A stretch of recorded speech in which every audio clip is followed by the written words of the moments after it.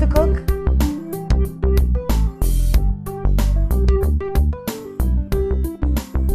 Hello everyone, and my name is Giulia and welcome to my kitchen.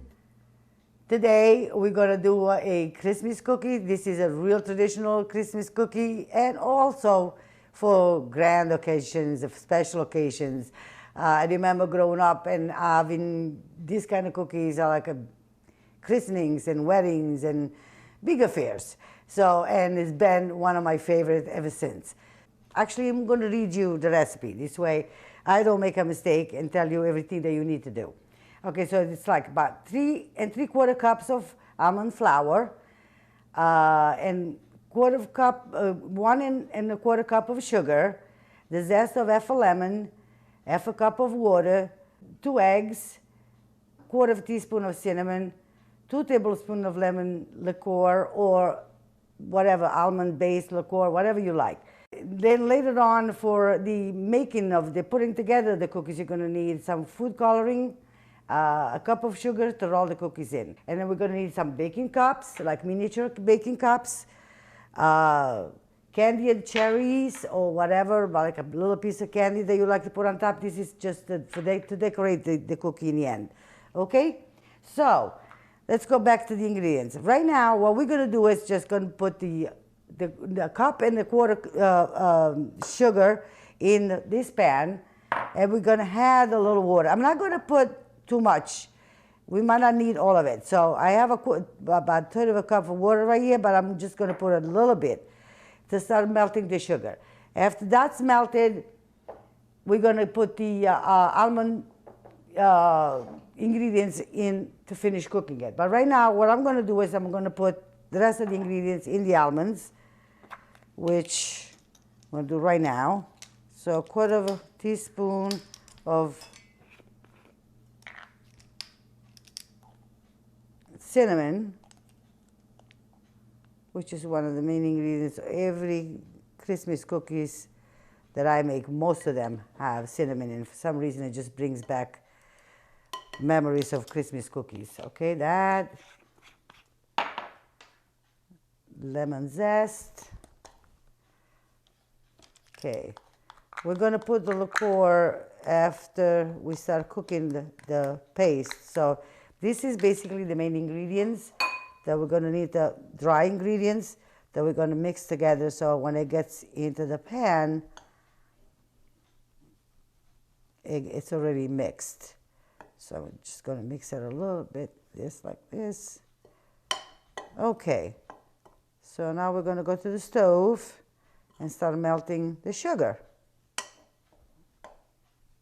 Okay, and then we're going to drop this in. Okay. We put the sugar in the pan. We put it on low heat with some water, maybe a 1/4 cup so far. We're going to wait until the sugar melts, and then we're going to drop in the prepared almond flour with the spices. So we're just going to wait until slowly it melts, and we don't want to burn it, so we have it on low. We don't really want to cook the sugar. It doesn't need to be, but it actually bubbles. That's how it melts. So there's no help for it, and it doesn't matter really. Wow. Yeah, the sugar seems to be pretty clear now. So this is the time, I guess. We'll just put the flour in. It should be fine. So we're just gonna just dump it in carefully. We don't want to lose any of it. So now we do a nice energetic kind of mixing. We want to make sure that all the sugar, and at this point, this is where you want to make sure if it's too dry, if it doesn't mix well, that means that it's too dry. We might add some more water, but we're going to add the lemon liqueur, so that's going to help also with moisture. See, and it doesn't really need to cook that much, just so it gets a nice consistency, and the sugar, it's all mixed with the almond. This one makes the actual almond paste, this process. Okay, 2 tablespoons of lemon liqueur, or it's about a couple of tablespoons, but it doesn't have to go all in. I'm not even going to put all of it in. Just a little extra flavoring. Not necessary, but I like it.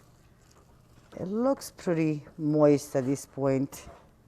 Let's see if we need any more. We don't want to make it also too runny.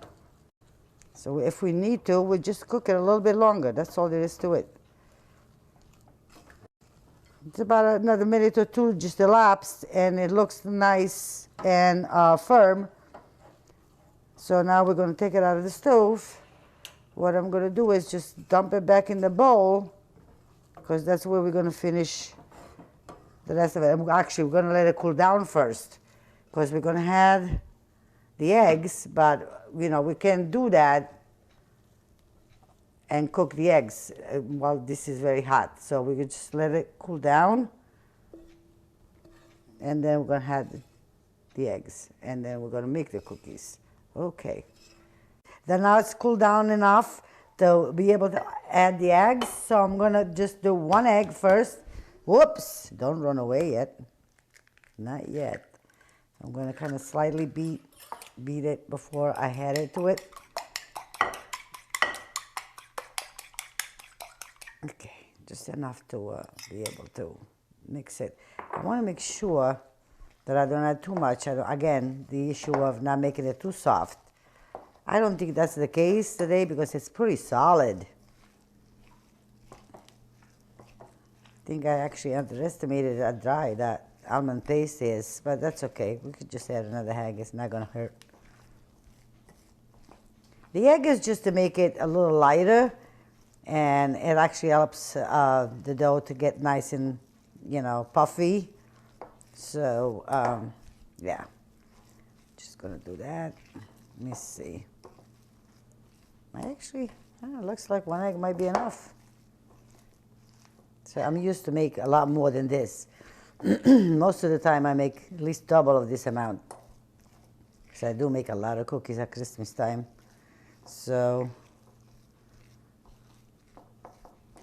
yeah. Fun time.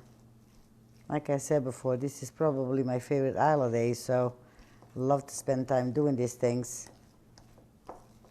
I'm hoping I'll be able to do it until the last breath. Okay, so now we have another little process that we go through. So at this point, you decide, I mean, it's kind of dull looking at it like that, this kind of almond paste. So what I usually do, and they used to do that at the bakeries and the chefs, they used to make them years ago. So I'm going to divide this dough, this mix. It's not really a dough. And then I'm going to put some food coloring in. So I'm going to do just this about F, I'm not sure, whatever. And it doesn't have to be that precise. So I'm just going to, okay. Just going to get, I actually have red and green. So, and the red doesn't come out full red. It's more like pink, because otherwise you're going to have to put tons of coloring. But it just gives it a different, okay. Just try with a couple of drops and start mixing. I'm going to get another fork. And if it's, you know, the coloring is enough, then you stop. Otherwise, just keep putting 1 drop at a time until you reach the color that you like. And this is another step that you do with these things. I mean, they're simple enough as a basic kind of cookie, but it's just the steps to make them the way you want to. They're really, in the end, the product is like absolutely incredible. So hopefully it won't seem too difficult for you guys to try. More, a couple more. See, this is just not enough. Doesn't show, really. Okay, we'll keep working at it until we get.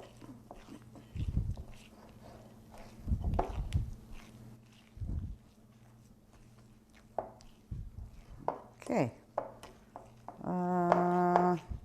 Maybe just 1 more drop. And we'll do the same thing with the red. Okay, That's it. Okay. Because while it's cooking, it'll actually get lighter again. So don't be afraid if it looks a little, you want to make sure you get it all mixed. Okay. We'll leave that alone and we'll go to the other one. Okay, I will get the red.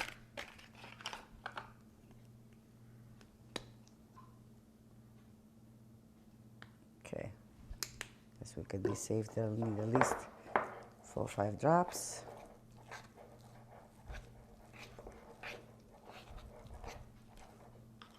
Okay.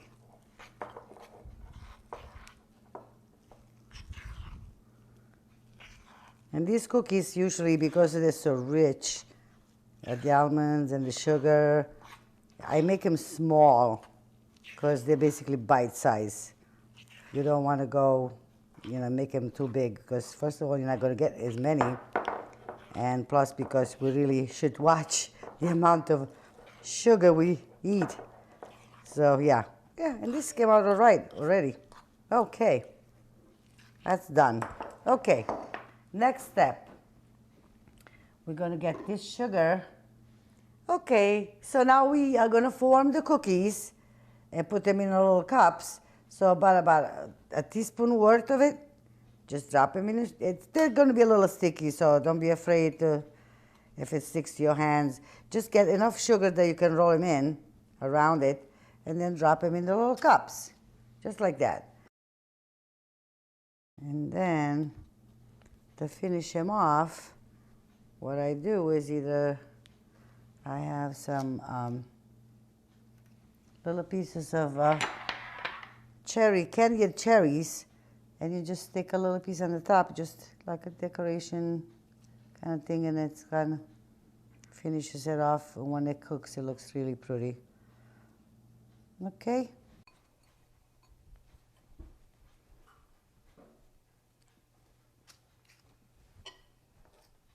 They go in the oven now for about 8 to 10 minutes. It depends, again, on your oven. Once you see them like all bubbled up and kind of cracking, that's when they're ready. And that's it. We'll just go in the oven right now. Okay, the oven is at 350. That should be good enough for these kind of cookies. I just wanted to have another word about the almond paste. One good thing about this is if you have the time, you can do this, put it together like a week before, 2 weeks before. It's not going to go bad. You can add the egg at the last minute if you like. Just leave the almond paste, the basic one that we made. You can wrap it up in a bowl, as long as there's no air that get it dry. It can stay in the refrigerator for weeks. So when you have time, then you make your cookies. I never froze it, so I don't know how that is. But I definitely have kept them in the refrigerator. And I'll do it when I have time, and then I go back again. Okay? The timer is expired. They've been in there for about 10 minutes. And it looks like they're ready. Oh, look how gorgeous they look. They cracked, and they're floured. They're like little flowers. Okay, so this, we're gonna let it cool down because I don't want to touch them right now because they're soft. So we're just gonna let it cool down right here for about 10 minutes, and then we can eat them. Here they are, and look how pretty they look. Don't they look smashingly good? And they're like little candies, little treasures, and once they go in your mouth, oh my God, it's heaven. Anyway, hopefully you'll try this recipe and it won't be too difficult for you, but I don't think so. Again, enjoy it, okay? Thanks.